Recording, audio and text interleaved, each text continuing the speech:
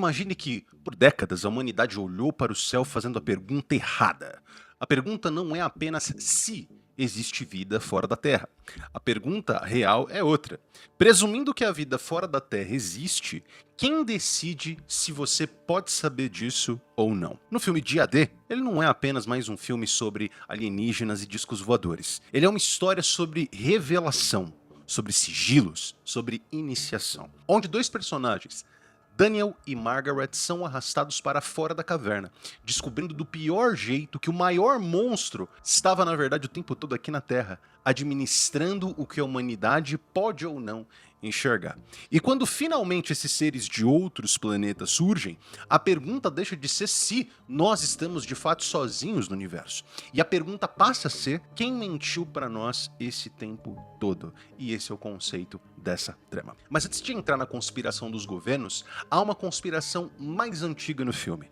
Os seres não chegam primeiro como um sinal da ciência, como na série mais recente de Vince Gilligan, Pluribus, onde os humanos descobrem a vida fora da Terra por meio de um sinal vindo do espaço, ou nos clássicos de Hollywood, onde os alienígenas aparecem como pequenos homens cinzas descendo de um disco voador. Nessa trama, os alienígenas aparecem como animais. O filme escolhe um cardeal, passarinho vermelho, como primeiro contato com Margaret no filme. E quando faz isso, entra numa tradição muito mais antiga do que a ficção científica do cinema hollywoodiano. Na antiguidade, os deuses não apareciam em sua forma original. Eles apareciam de forma abstrata. Eles vinham mascarados pelo mundo natural. Atena, a deusa grega da sabedoria, tinha a coruja.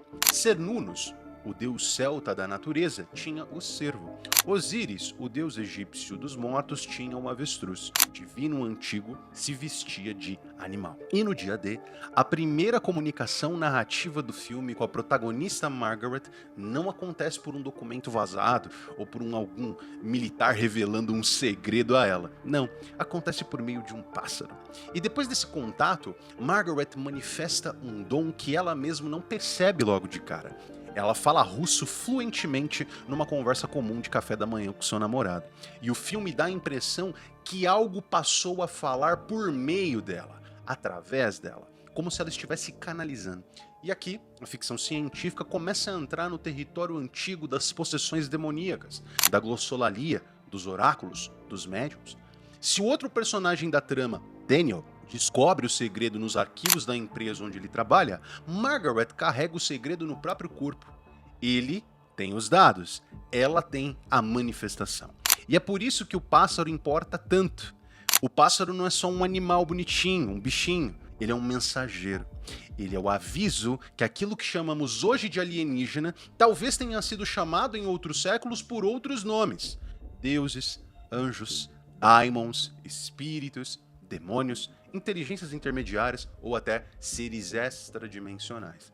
Aleister Crowley recebe o livro da lei de uma entidade chamada Aiwass, que, segundo Crowley, ditou o livro Liber-Oz a ele no Egito em 1904, enquanto ele estava em lua de mel com a sua esposa. E quando olhamos para a representação de Aiwass no livro, ele lembra muito a imagem dos alienígenas apresentados recorrentemente no cinema de Hollywood. E esse é o ponto. O cinema troca a moldura. Aquilo que antes se manifestava como um deus com cabeça de animal, hoje surge como um visitante de outro planeta. Aquilo que antes falava por meio da boca de um oráculo, hoje fala pela mente de alguém que foi abduzido.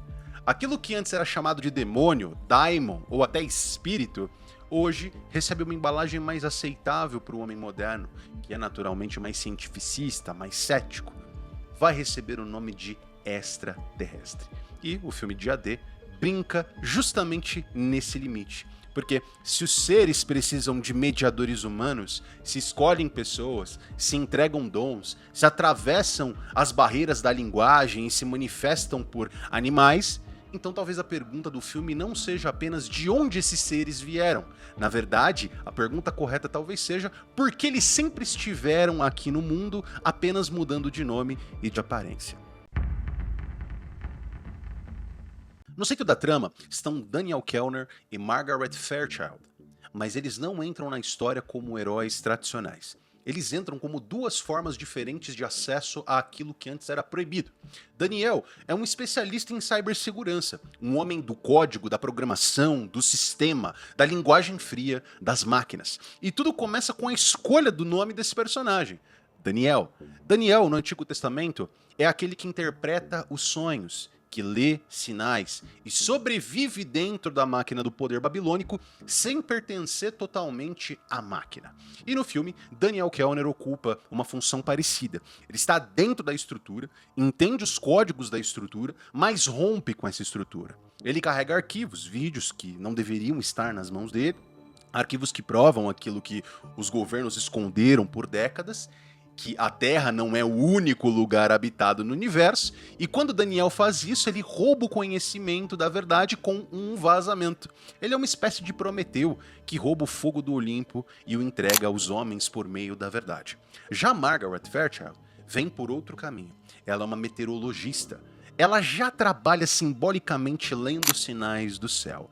A mulher que interpreta nuvens, pressão atmosférica e tempestades, passa também a interpretar um símbolo maior, um símbolo que também veio dos céus. E um dia, ela tomando café com seu namorado, tem um contato com um cardeal, um passarinho vermelho, que funciona como um mensageiro espiritual. Margaret deixa de interpretar apenas o clima, se chove ou não no dia de hoje.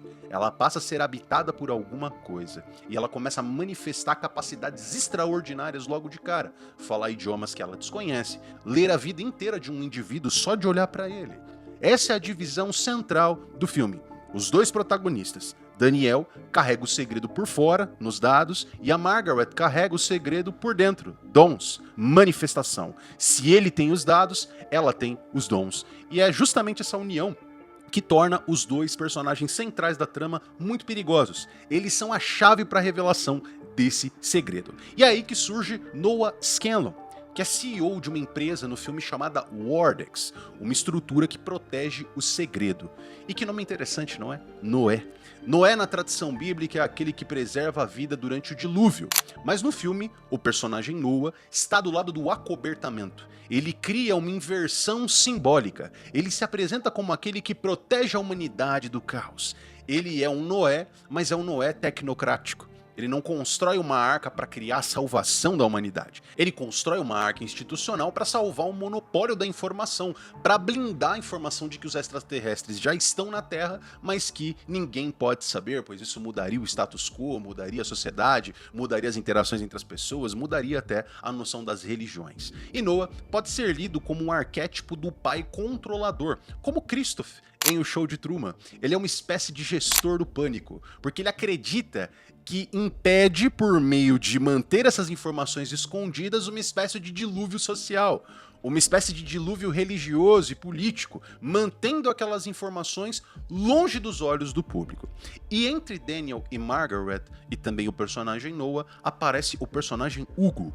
Hugo é um desertor, é um guia do casal, que não é um casal romântico, o casal principal do filme. Ele esteve dentro da Wardex, ele conhece por dentro a máquina, sai vivo de lá para contar tudo o que acontece lá dentro. E nesse filme ele cumpre uma função parecida com a de Morfeu dentro do Matrix. Ele não é o escolhido, mas ele é aquele que reconhece quem são os escolhidos. Uma espécie de João Batista dessa revelação. E o filme funciona todo em camadas simbólicas. Na superfície nós temos uma trama de perseguição, dados secretos, alienígenas, governo, corporações, acobertamento de informações do interesse público. Mas por baixo de toda essa trama, nós temos uma outra história. A história de um homem que rouba o fogo dos deuses modernos e de uma mulher que se torna um oráculo. E de um vilão que tenta manter a humanidade dentro da inocência, dentro da infância. E aqui que o filme O Dia D deixa de ser apenas um trama de perseguição entre mocinhos e vilões e se torna, na verdade, um mito de criação. Daniel e Margaret não funcionam apenas como um casal narrativo, apesar de eles não serem um casal romântico, cada um tem suas namoradas e namorados respectivamente. Eles funcionam como os primeiros habitantes conscientes de um novo mundo. Antes deles, a humanidade vive dentro de uma realidade administrada, com arquivos trancados, vídeos fora dos olhos públicos, notícias filtradas, governos e corporações, também agências de inteligência decidindo o que pode ou não atravessar a cortina para que o público veja, não é? E depois de Daniel e Margaret acessarem essas informações, a inocência acaba. Eles são uma espécie de novo Adão e nova Eva, como o primeiro par da humanidade depois da revelação do bem e do mal. Adão e Eva no Gênesis vivem dentro de um jardim. Há uma realidade dada, há uma ordem, limites, existe uma árvore, existe o fruto do conhecimento do bem e do mal, e um conhecimento que separa eles do antes e depois de terem acesso a esse conhecimento. Quando esse conhecimento entra, os olhos se abrem e a inocência deles acabou. No filme O Dia D, o fruto proibido não está numa árvore, está guardado nos servidores, nos dados que Daniel carrega numa mochila para cima e para baixo.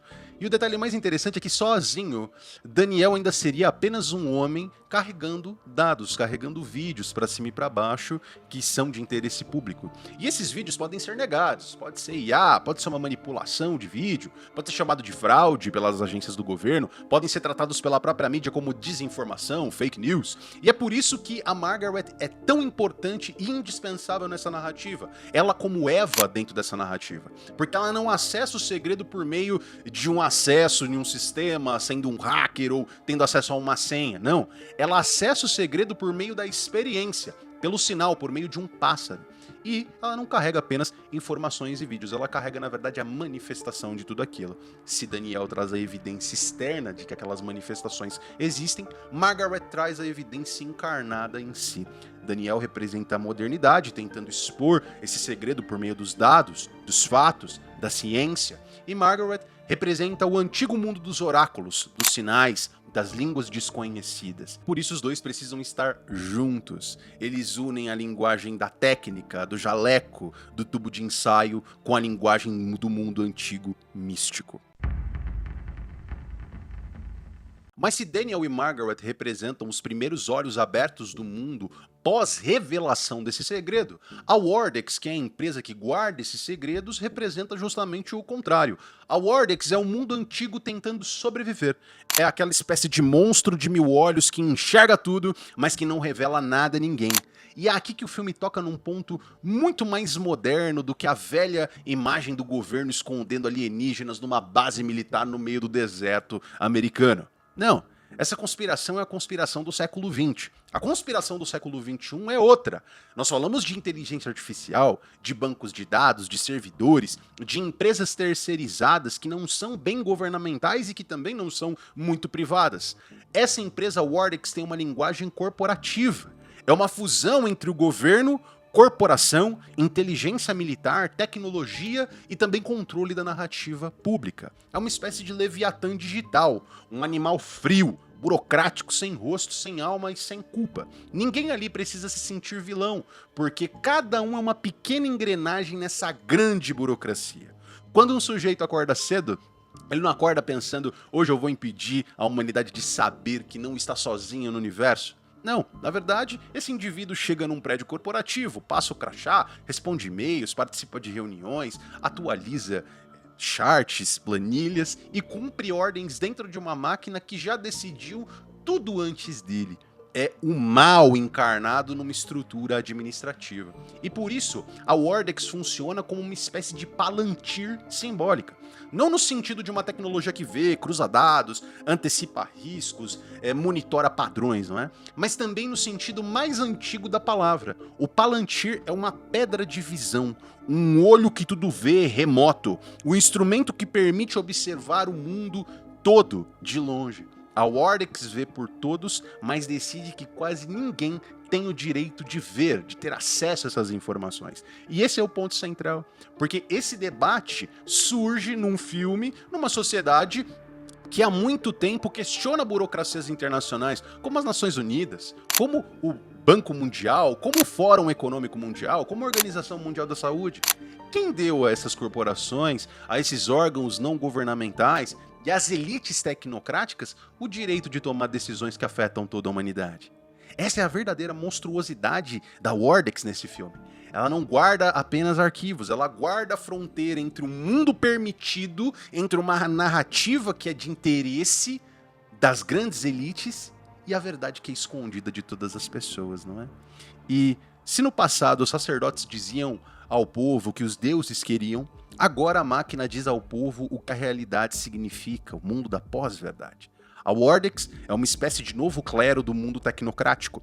Como as grandes burocracias são, é um altar sem incenso, é um altar sem nenhum sacerdote com vestes litúrgicas. Na verdade, essas instituições substituem tudo por câmeras, servidores, algoritmos e homens de terno, dizendo que tudo é para o nosso bem. E talvez seja por isso que Daniel e Margaret sejam tão perigosos, porque eles não ameaçam apenas revelar a existência de alienígenas, eles ameaçam destruir a liturgia do segredo moderno.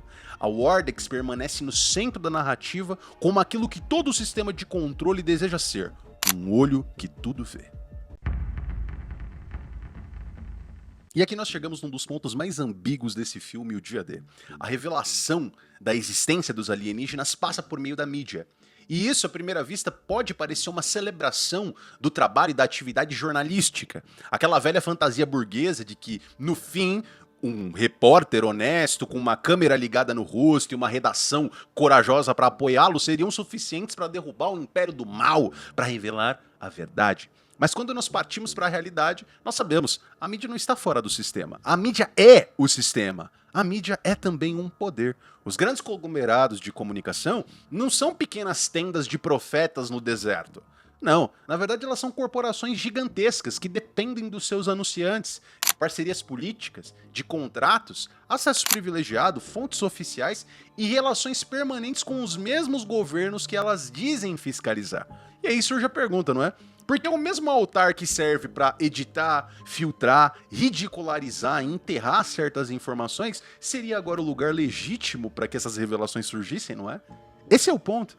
A televisão, nesse filme, o Dia D, ela é uma espécie de altar santo, de que traz as informações corretas para a humanidade. Mas na realidade, não é. A mídia é o altar do mundo moderno. Se no passado uma revelação passava através de um sacerdote, de um oráculo, de um escriba ou de um governante, de um rei, hoje o mundo tem uma outra narrativa, mas os mesmos mitos são passados através de uma câmera. O mundo de hoje acredita naquilo que apareceu num feed de rede social, com o logo de um jornal famoso, não é? Porque apareceu como notícia no plantão da Globo. E é por isso que a Margaret é uma figura tão importante nesse filme. Ela é uma mulher da televisão, mas que simbolicamente deixa de ser uma pessoa que apenas lê um teleprompter. Ela deixa de ser um rosto domesticado da informação autorizada pelas elites. A mídia quer uma pessoa formatada, obediente, jornalistas que escrevam nos seus artigos segundo as fontes oficiais. Especialistas afirmam que as autoridades investigaram e trouxeram tal conclusão, mas a Margaret não. Ela passa a falar aquilo que não estava escrito. E aqui a simbologia fica mais perigosa. Talvez o sistema, de tempos em tempos, precisa sacrificar alguns dos seus próprios entes para preservar uma narrativa maior. Vez ou outra, um agente vai desertar, um escândalo vai aparecer e um pedaço da verdade vai ser mostrado para todo mundo. Mas não é necessariamente para libertar a humanidade, não é? Às vezes uma verdade parcial funciona como uma vacina narrativa para a grande mentira. Você entrega uma gota de verdade para controlar a relação que a mentira tem na massa, o domínio que as narrativas falsas têm na maioria das pessoas. Um sistema que esconde também consegue revelar parte da verdade. E essa é a sofisticação do controle moderno, não é? E nesse sentido, o filme não é apenas uma explosão espontânea da verdade. E é por isso que a figura de Margaret é tão ambígua. Ela é uma jornalista, mas ela parece muito mais uma profetisa, uma paranormal, que está diante das câmeras como um oráculo. E isso coloca o espectador diante de uma pergunta muito desconfortável. Quando a verdade finalmente aparece na televisão, aparece nos meios de mídia, isso significa que o sistema perdeu o controle ou significa que a verdade também foi incorporada de certa maneira aos instrumentos de controle?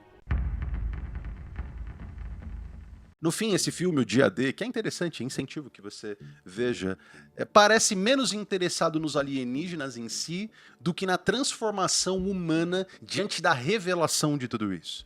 Nesse filme ele aborda instrumentos mágicos que manipulam a realidade, como varinhas mágicas, a habitação de corpos, como as antigas possessões demoníacas, oráculos com o dom de leitura dos indivíduos, viagem astral e inversão simbólica de diversos elementos cristãos.